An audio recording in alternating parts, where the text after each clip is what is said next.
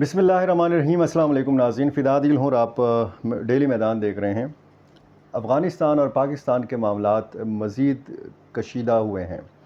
वज़ीर दिफ़ा ख्वाजा आसिफ़ ने एक बयान दिया था कुछ दिन पहले कि अगर ऑपरेशन अज़्म इस्तेहकाम के तहत अफ़गानिस्तान में कार्रवाई की ज़रूरत पड़ी, मतलूबा दहशतगर्दों का पीछा करने की ज़रूरत पड़ी, तो फिर उनका पीछा किया जाएगा, अफ़गानिस्तान में हमले किए जा सकते हैं।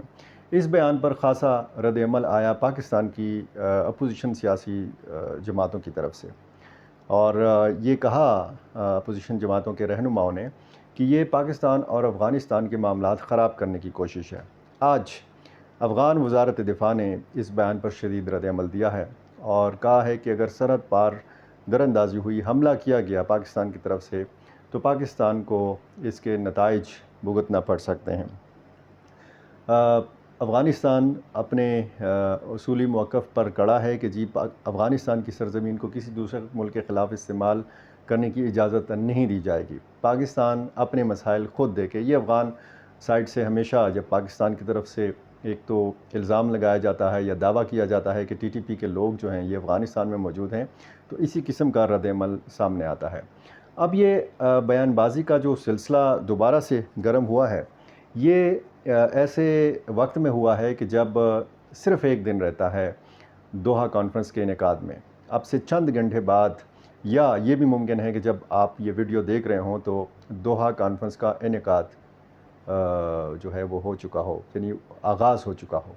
ये 2 रोज़ा कॉन्फ्रेंस है। 30 जून और 1 जुलाई को ये कॉन्फ्रेंस होनी है और अक़वाम मुत्तहिदा मेज़बान है। 22 से लेकर 25 ममालिक के ख़ुसूसी नुमाइंदगान ने कन्फर्मेशन दी है कि ये इस इजलास में शरीक होंगे। यूरोपीय यूनियन, शंघाई ताउन तंज़ीम और इस्लामी जो सरबराहानी इस्लामी ममालिक की जो तंज़ीम है OIC, इनके नुमाइंदगान ये शरीक होंगे।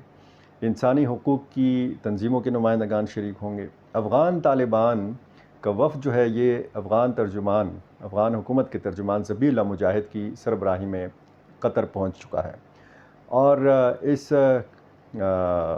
कॉन्फ्रेंस में पहले अफ़गान तालिबान शिरकत के लिए आमादा नहीं थे। आपको पता है कि मई में पहली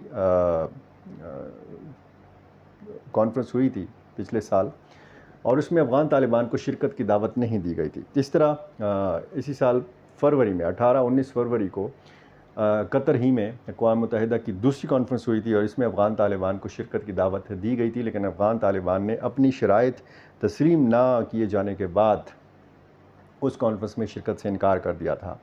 इस तीसरी कॉन्फ्रेंस में भी उनको शिरकत की दावत दी गई, उनको आमादा करने की कोशिश की गई। मुख्तलिफ़ वफ़ूद काबुल गए, अफ़गान हुकूमत के रहनुमाओं से उनकी मुलाकातें हुईं।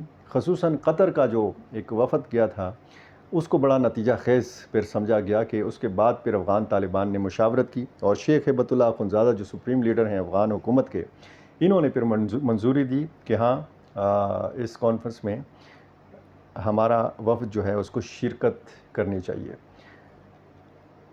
इम्कान यही था कि वज़ीर ख़ारजा अमीर ख़ान मुत्तकी की क़यादत में वफ़द जाएगा या मुल्ला अब्दुल गनी बरादर की क़यादत में वफ़द जाएगा कतर, लेकिन शेख हेबतुल्लाह अख़ुंज़ादा ने फ़ैसला किया कि अफ़गान हुकूमत के तर्जुमान ज़बीहुल्लाह मुजाहिद इस कॉन्फ्रेंस में वफ़द की क़यादत करेंगे और जो अफ़गानिस्तान का वफ़द इसमें जा रहा है, इसमें मरकज़ी अफ़गान बैंक के नुमाइंदे शामिल हैं, इसमें वज़ारत ख़ारजा के और वज़ारत दाखिला के, सनअत व तिजारत के ये जो नुमाइंदगान हैं ये इस वफ़द का हिस्सा हैं।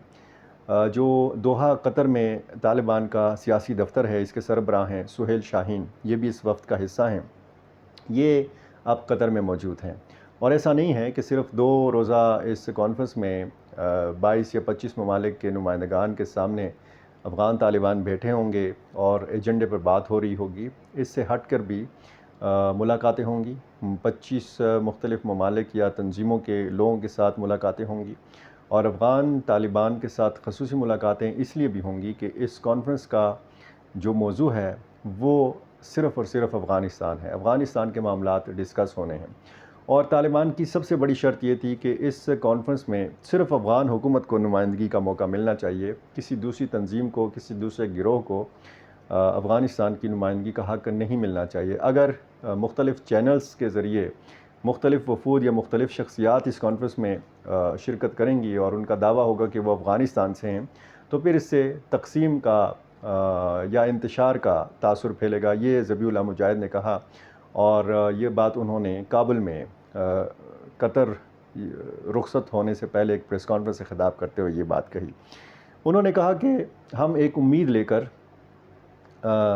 دوحہ جا رہے ہیں، قطر جا رہے ہیں، اور افغانستان کی بہتری کے لیے ہم نے یہ فیصلہ کیا ہے کہ ہم اس کانفرنس میں شریک ہوں۔ اب افغان طالبان کی شرائط جو تھیں وہ مان لی گئیں، اور اس میں جو افغان خواتین کا معاملہ ہے، انسانی حقوق کا معاملہ ہے، یہ کہا گیا افغان طالبان کی طرف سے کہ یہ ایجنڈے کا حصہ نہیں ہوگا۔ افغان خواتین نے جو ہے یہ مختلف ممالک میں، یورپ میں، امریکہ میں، پیرس میں، اسلام آباد میں، افغانستان کے مختلف خفیہ مقامات پر انہوں نے احتجاج بھی کیا، مظاہرے بھی کیے کہ جی مرکزی جو سیشن ہے اس دوحہ کانفرنس کا، اس سے افغان خواتین کو یا انسانی حقوق کی تنظیموں کو یا سول سوسائٹی کے افغان جو نمائندے ہیں ان کو کیوں آؤٹ کیا گیا ہے، ان کو کیوں اس کانفرنس میں شرکت کا موقع نہیں دیا جا رہا۔ ظاہر ہے کہ افغان طالبان کی اگر یہ شرط نہ مانی جاتی تو پھر افغان طالبان نے اس تیسری کانفرنس سے بھی اس میں شرکت کرنے سے انکار کر دینا تھا۔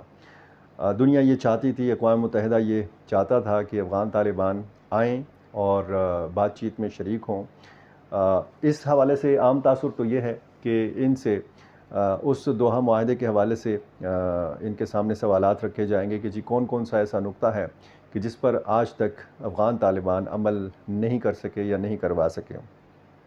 تو بہت سارے دیگر معاملات بھی ڈسکس ہوں گے اس کانفرنس میں، لیکن بظاہر ایجنڈا جو ہے وہ افغانستان کے مالی معاملات بھی ہیں، مرکزی بینک کے معاملات بھی ہیں، افغانستان کے جو منجمد اثاثے ہیں ان کے حوالے سے بھی بات ہے، اور افغانستان میں منشیات، سمگلنگ، ایسے معاملات بھی ہیں۔ افغانستان کو کلائمیٹ چینج کے اثرات سے کیسے بچایا جا سکتا ہے، یہ بھی ایجنڈے کا حصہ ہے، اور افغان طالبان نے ایجنڈے کے ان نکات سے اتفاق کیا ہے۔ انہوں نے کہا ہے کہ یہ تو بہت اچھی بات ہے، افغانستان کے عوام کے لیے یہ بہت اچھا ایجنڈا ہے۔ تو اس کے بعد پھر افغان طالبان اس میں شرکت کے لیے آمادہ ہوئے۔ اب جب آپ دوسری طرف دیکھتے ہیں، یعنی ایک طرف دنیا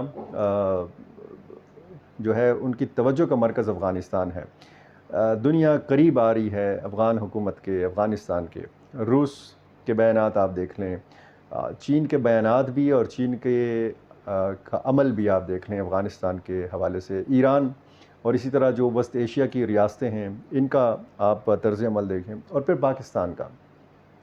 پاکستان کا ظاہر ہے کہ سب سے بڑا جو درد سر ہے وہ ٹی ٹی پی ہے۔ دہشت گردی پاکستان کا سب سے بڑا مسئلہ ہے، اور اسی وجہ سے آپ نے دیکھا ہوگا کہ اس ماہ کی 23 تاریخ کو ایک فیصلہ کیا گیا آپریشن عزم استحکام کا، اور پہلے وائس آف امریکہ سے انٹرویو میں یہ وزیر دفاع خواجہ آصف نے کہا کہ اگر ضرورت پڑی تو پاکستان افغانستان کے اندر بھی حملے کر سکتا ہے۔ اب BBC سے بات چیت کرتے ہوئے انہوں نے یہ کہا ہے کہ یہ جو آپریشن عزم استحکام ہے یہ پاکستانی فوج کی ضرورت نہیں ہے، یہ ہماری حکومت کی ضرورت ہے۔ انہوں نے کہا کہ ملک میں امن و امان کے قیام اور دہشت گردی کی نئی لہر کے خاتمے کے لیے مجوزہ فوجی آپریشن پر سیاسی جماعتوں اور قبائلی عمائدین سے مشاورت جاری رہے گی۔ خواجہ آصف نے کہا کہ حکومت کی ذمہ داری ہے اور یہ ذمہ داری لینی بھی چاہیے، یہ آپریشن فوج کی نہیں ہماری ضرورت ہے۔ خواجہ آصف نے کہا کہ مقامی افراد کی ترقی کے لیے مختص رقم اور منصوبہ بندی میں کوتاہی کی گئی ہے، تاہم ان کے مطابق قبائلی عوام کا ایک بڑا حصہ اس آپریشن کے خلاف نہیں ہے۔ یہ جناب خواجہ آصف کے بیانات ہیں، اور اس بیان کے اوپر جو انہوں نے دیا اور انہوں نے کہا کہ ضرورت پڑی تو افغانستان کے اندر بھی کارروائی کی جا سکتی ہے، آپریشن کیا جا سکتا ہے، یعنی اس آپریشن عزم استحکام کو توسیع دی جا سکتی ہے افغانستان تک، تو اس پر افغان وزارت خارجہ نے شدید رد عمل دیا ہے۔ انہوں نے کہا کہ کوئی بھی ایسی کارروائی جو ہے اس کا پھر نتیجہ بھگتنا پڑے گا پاکستان کو، اور اس کا پھر جواب دیا جائے گا۔